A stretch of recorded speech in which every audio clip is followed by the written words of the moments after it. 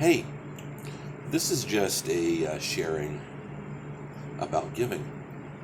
Now, some people have suggested I should have a podcast on here, on YouTube, or a radio show, something like that. That takes subscribers. That takes the proper equipment.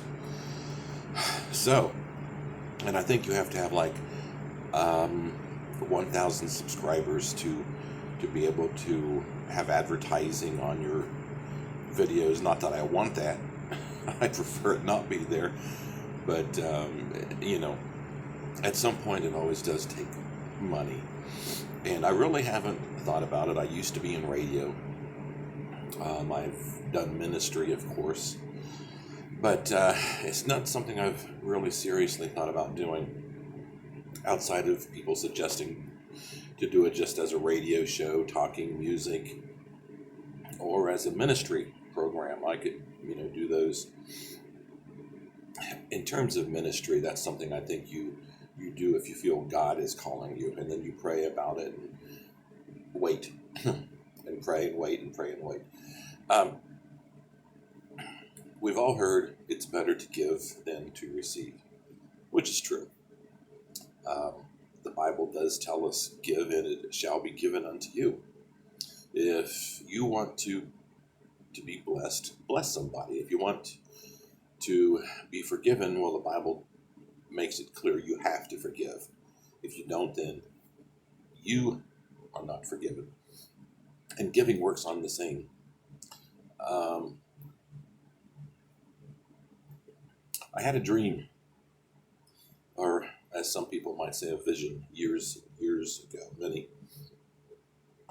And in the dream, somebody had fallen into the water. And it was a river. And they were being, carried away by the current of the river. They went a little farther downstream, and the person in the water noticed up on the bank there were people. There were people gathered. Maybe it was a family reunion or something like that, but there were people on the bank. So this person began to cry out for help. The Bible says, you have not because you ask not. Asking you shall receive. Seeking you shall find. Knocking the door shall be opened. We're encouraged to ask.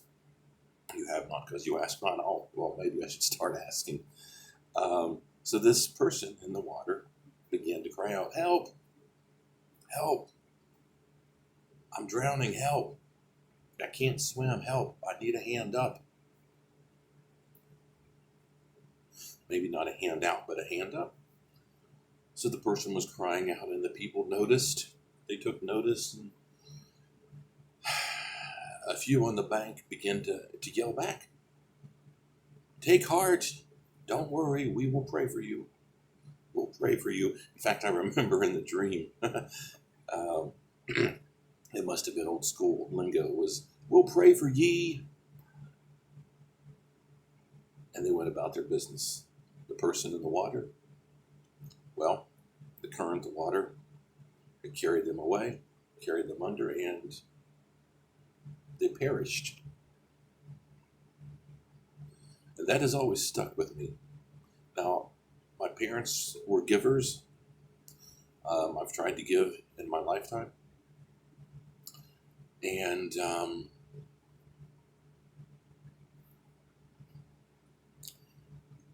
what struck me about that dream, that vision, was that the people had the means. Maybe they could have made a human chain out into the water and rescued. Maybe somebody was a swimmer. Maybe they could have found a branch or a line or something. And no one attempted to help. They just, and prayer is good. Prayer is the best start for anything you deal with. But that's all they said. We'll pray for you. And then no one offered to help. And you see, the Bible talks so much about giving. God does. God expects it. Proverbs 19:17, whoever is generous to the poor lends to the Lord, and he, the Lord, will repay him for his deed. Hebrews 13:16 will tell us, do not neglect to do good and to share what you have, for such sacrifices are pleasing to God. 1 John 3:17, it says, if anyone has the world's good and sees his brother in need, yet closes his heart against him, how does God's love abide in him? You can go to the right church, have the right pastor, sing the right songs, have the right Bible, pray for ye, but if you see somebody in need and don't help, God says his love is not in you.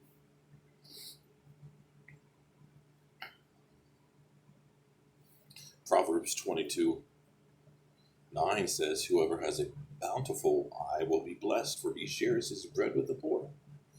Of course, Luke 6:38 says, given it will be given to you, good measure, pressed down, shaking together, running over, will be put into your lap. For with the measure you use, it will be measured back to you. We give, we receive. I like Matthew 5:42. Give to the one who begs from you, and do not refuse the one who would borrow from you. This is what God expects of us. I mean, if we want to claim his name, if we want to say, I'm a Christian, and don't base being a Christian on your family, your church, all those things that we seem to think matter. But if we claim his name, God expects us to be givers, to pray, to love, to forgive, to bless.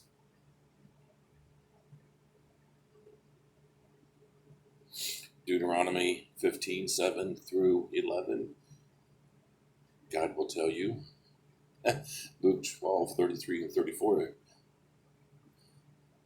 tells us if the church was doing its job, we wouldn't need the welfare office. Proverbs 14:31, whoever oppresses a poor man insults his maker, but he who is generous to the needy honors him. And think about what Jesus said. Matthew 25:35-45, when he's talking about, when I was hungry, you gave me food. When I was thirsty, you gave me drink. When I was a stranger, you welcomed me. When I was naked, you clothed me. When I was sick, you visited me. When I was in prison, you came. And they said, Jesus, Lord, Master, when did we do this to you? And he said, when you did it to the least of these, you've done it unto me.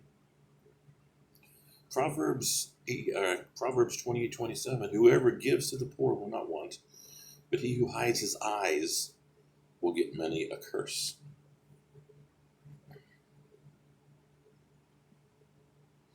So God expects us to give, to bless.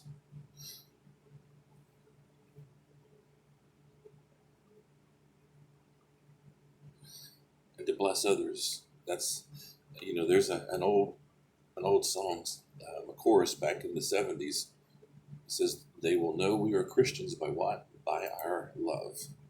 Now, what I was reading in Luke one time, and it really blew me away, because not only was I reading about giving and loving and forgiving and blessing and all that, but in Luke chapter 6, verses 30 and 35, we are told that God expects if we even lend to somebody,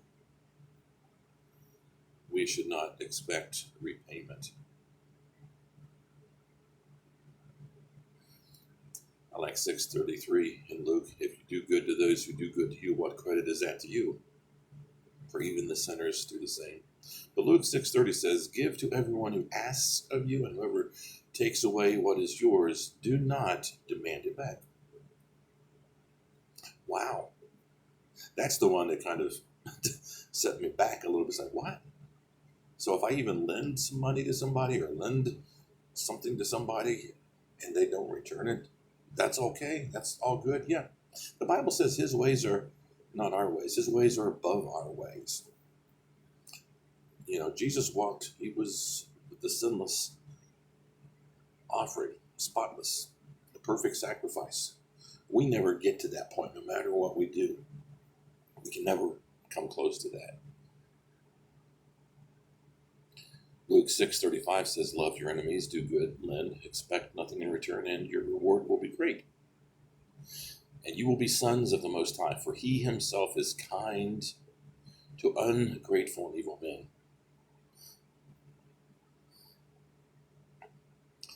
Jesus on the cross, if you remember, did what we can't do. Father, forgive them, for they know not what they do. We get irked, miffed, upset, and we linger and hang on to it for years because we have a right. We're justified. No. So, the giving dream.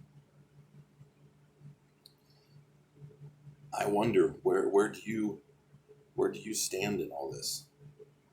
Are you a giver? Do you bless? Do you forgive? Do you love? Do you pray? You see, as a Christian, we're all called to do two things. It's not left up to the pastor, but we're all called to do two things. One, to pray. Pray you one for another, the Bible says. We're supposed to pray. And we're to witness, to testify.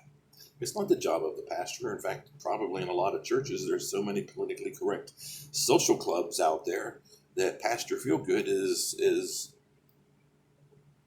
only giving out cotton candy, fluff and stuff messages, a little pat on the back, a little bit of encouragement, but nothing meaningful, nothing lasting, nothing that sets free, delivers, convicts, saves.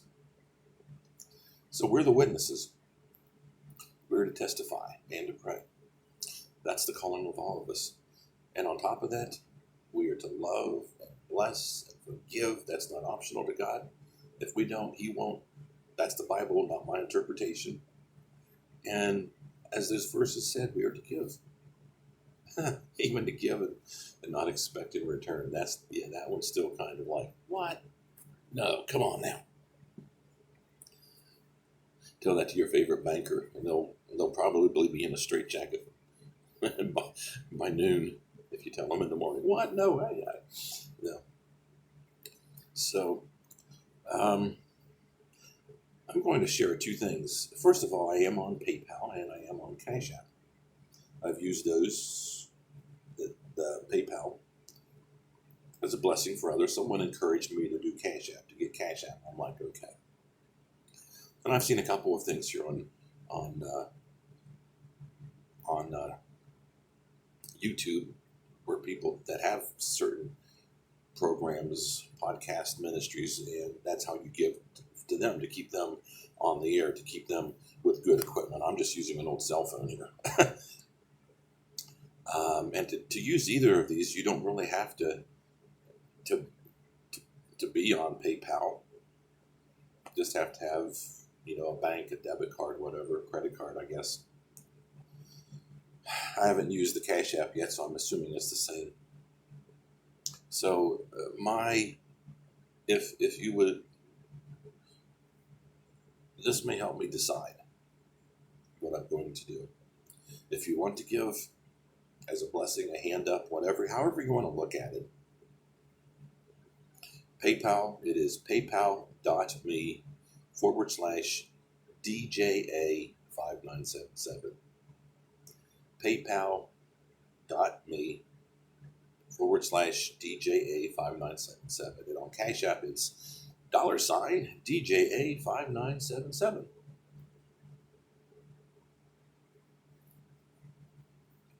I don't know if there's a period between the DJA and the 5977 or not. But if that may help me decide what I'm going to do. Do I want to proceed and I could do something like this to supplement my income.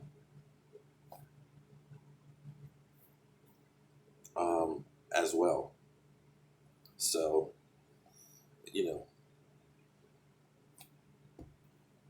pray, think about it, but always give. Not so much to me, but to others, and love.